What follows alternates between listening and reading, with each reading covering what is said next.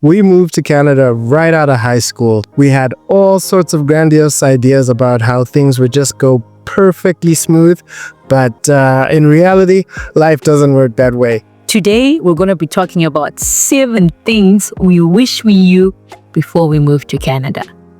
Starting with sales tax. So when we moved, we were used to the price that you see on the tag or on the till is the price that you pay. Whereas here, once you move to Canada, you have to consider sales tax as well. So sales tax is a combination of GST and PST. GST is goods and service tax, which is a federal tax which applies across the country. And then PST is a provincial service tax, which depends on the province that you're based in. So here where we are, that combined total is 12%. So can you imagine, when I went to go buy my first laptop, here I am thinking, oh yeah, I've got $1,000 to spend on a laptop. So I saw the price on this laptop I wanted, and I'm like, yeah, okay, it falls within that $1,000. I should be good. Only to get to the till and get whacked with an extra 12%. And now, obviously, now my money is not balancing anymore. I'm like, yo, it says 1,000 on the shelf. Why are you charging me this? The Government of Canada website offers a useful page where you can calculate what your sales taxes are going to be based on the province and based on the amount before taxes. So have a look depending on where you're going, and that'll give you an idea of what your sales taxes will be. Point number 2, the cost of living is no joke. The bills quickly added up. Phone bills, groceries, rentals, you name it. And the one thing that really shocked me the most was the cost of beef. That one really hurt you. It did. I love beef, guys. So the cost of a cow in Zimbabwe starts from anywhere from $250 going up.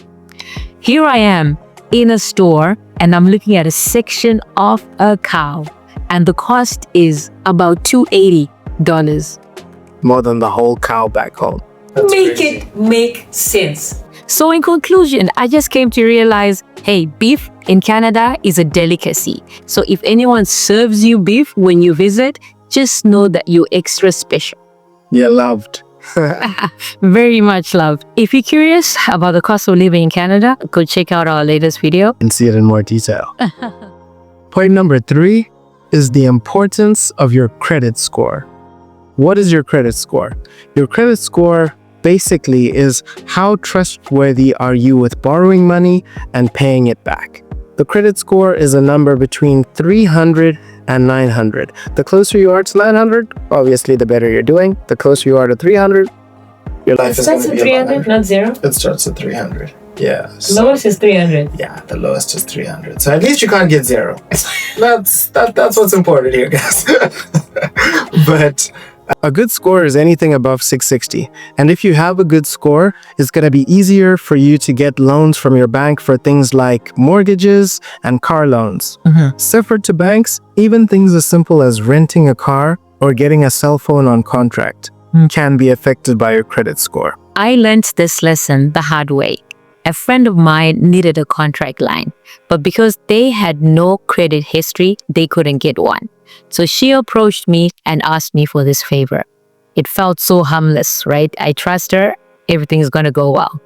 Until she stopped paying her phone bills and the debt went into collections. And by the time I was contacted, because my name was on the paperwork, it was too late. My credit score had dwindled terribly. I was in the just slightly above 300 zone. Terrible.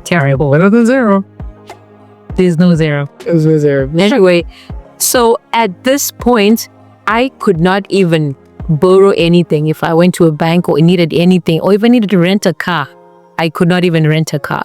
So the key thing from this is, if you are that person who thinks if you borrow money from any organization here in Canada and it's just going to go unnoticed that you didn't pay back, that's not going to work, because everything will come back full circle. Your whole history is held by this credit score, so it will reflect. So make sure you pay back any bills on time. Point number 4 is Canada is very cold.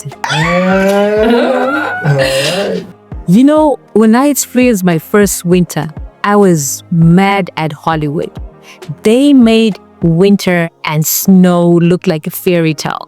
Most of the people just have light jackets, and it didn't look anything scary, but I was looking forward to playing in the snow. But when my first winter came, They don't tell you. They don't tell you how cold it really you know, I wish someone had asked me to open my freezer and told me that the temperature in there is going to be warmer than the winter you're going to experience. The freezer, an average freezer goes up until like maybe minus 23, and winters in Canada go as low as minus 40. Yes, minus negative 40. But hey, I'll give Canada props. They are equipped for these winters. The university that we went to had underground tunnels that connected our residents to the different buildings that we had classes to. So once you're inside, you would never know what the weather is outside. But when you go outside, You'll be reminded. yeah, you just need to be prepared. Make sure you got that bomber jacket and everything. Yeah, no, yeah. And you'll be all right. And again, one thing I'll point out is you're better off getting a very good quality winter jacket, which may be expensive, but that winter jacket will carry you through a lot of winters. So don't be frugal, is what we're saying. And don't cheap out, because just like what she's saying, they're rated, right? So some are rated for minus 40, minus 50, minus 20. So if you think, yeah, I can just scrape by with a minus 20, yeah, I don't want to be you on that day, it's minus 45. Point number 5, having a skill or a trade will save you a ton of money. Where we come from, there's certain professions that aren't as glorified as others. Things like being a plumber, being a mechanic, even being a barber. But here in Canada, those professions are gold and they can fetch a hefty price. We learned this the hard way when our toddler threw a rubber ducky down the toilet and blocked it. Ha! So we had to call in a plumber. And before he even came, he let us know that I charge $100 service charge just to assess what the issue is. And after that, whatever fixing I do is an extra charge on top. So all in all, we ended up paying $300 for that plumbing visit.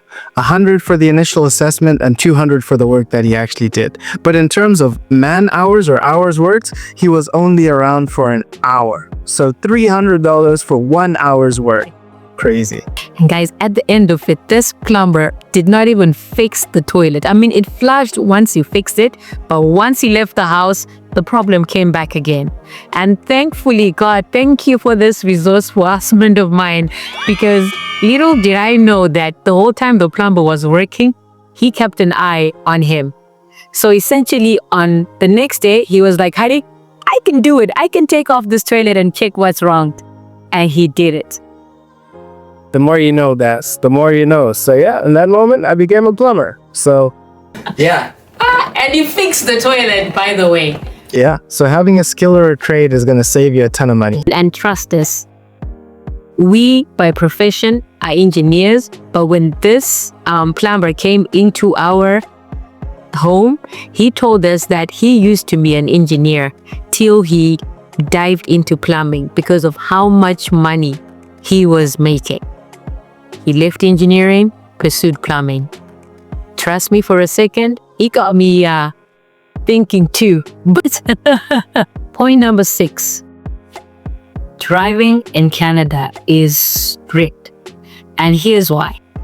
If you drive in Manitoba, your driver safety rating, also known as the DSR, directly affects how much you pay for your yearly driving license and car insurance. Driving safely moves you up the scale, which saves you money. Up to 48% savings on vehicle premiums and up to an additional $30 savings on driver's license premiums. In Manitoba, there's a flat fee of $20 for a driver's license. So you add this $20 to the driver premium charge you have on the scale, and that's how much you'll be paying for your license. On the other hand, high-risk driving, including traffic convictions, at-fault claims, distracted or impaired driving, will move you down the scale dramatically. For example, If the police catch you on your phone while driving, three things are going to happen to you, my friend. First, they are going to issue a fine that usually goes for over $600. Second, you will receive a 3-day license suspension for a first-time offense and 7 days for subsequent offenses. And the third thing that's going to happen is on the driver's safety rating, you're going to go down 5 points. So if you're starting at a base of 0, that's going to put you at -5. And that means your driver's license is going to cost you $460 plus the $20 base charge, which comes up to $480. If for whatever reason you continue driving recklessly, you are just going to continue sliding down the scale and your license is just going to cost more and more. And good luck finding a car insurance package that's going to fit your driving style. Point number 7, it's going to take a while to feel at home. There's so much to love about Canada. Order, structure and stability, healthcare, but there's trade-offs as well. You're going to miss home, you're going to miss your family, you're going to miss the Sense of community. yeah, that sense of community, those treats that you've been used to for so long. You can't find those anymore. To this day, whenever we visit Zimbabwe, we come back with suitcases full of different tastes from home. Zoe, Cerebita, and stuff like that. So The porridge our kids like, it'll take time, and even we're still adjusting, but over time you'll build a new community made up of friends and the family that you've chosen. And over time, it starts to feel more and more like home. True.